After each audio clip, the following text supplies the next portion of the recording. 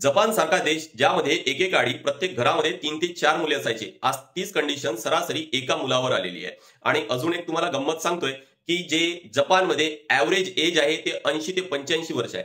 म्हणजे सरासरी एक वयस्कर व्यक्ती हा 80-85 वर्ष जगतोय। होत काय आहे, ही कंडिशन इकॉनॉमीच्या दृष्टीने फार बिकट आहे। कारण वयस्कर लोक जास्त काळ टिकत आहेत आणि जे नवीन जन्माचे आहेत त्यांची संख्या फार कमी आहे। म्हणजे वयस्कर लोकांची संख्या वाढणार आणि तरुण लोक आहेत ती कमी होत जाणार आहे। यामुळे वयस्कर लोक हे तरुण लोकांवर जे कमवणारे आहेत त्यावर डिपेंडेंट असतात आणि त्या वयस्कर लोकांची संख्या जास्त आहे। तर इकॉनॉमीच्या दृष्टीने ही फार बिकट कंडिशन आहे। दुसरी अजून एक कंडिशन सांगतोय की इथं तरुण लोकांची किंवा जे काम करणारे आहेत, जे कामगार आहेत त्यांची संख्या कमी आहे आणि ती कमी होत चाललेली आहे।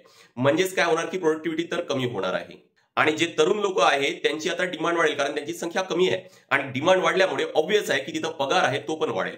पण या सर्व परिस्थितीमध्ये जपान काही थांबलेला नाही, कारण आता युग आहे तो टेक्नॉलॉजीचा, तंत्रज्ञानाचा। तंत्रज्ञान कोणते, जसं रोबोटिक्स आहेत, मशीन्स आहेत, एआय आहे, राईट। आणि यांचा जपान हा प्रॉपर यूज करतोय। कारण जिथं रेस्टॉरंटमध्ये आधी ऑर्डर घ्यायला एक व्यक्ती यायचा त्या ठिकाणी आता रोबोट्स येत आहेत। म्हणजे ही जी कामगारांची भरपाई आहे ही तिथून भरून काढल्या जात आहे। काय शिकायला मिळते इथून आपल्याला की हा देश वर्ल्ड वॉर 2 च्या नंतर कधी थांबलेला नाही। त्याची प्रगती किती काही परिस्थिती आली, किती संकटे आली तरी पण हा थांबलेला नाहीये। तो प्रत्येक त्या परिस्थितीमधून, संकटांमधून मार्ग आहे तो नक्की काढतोय।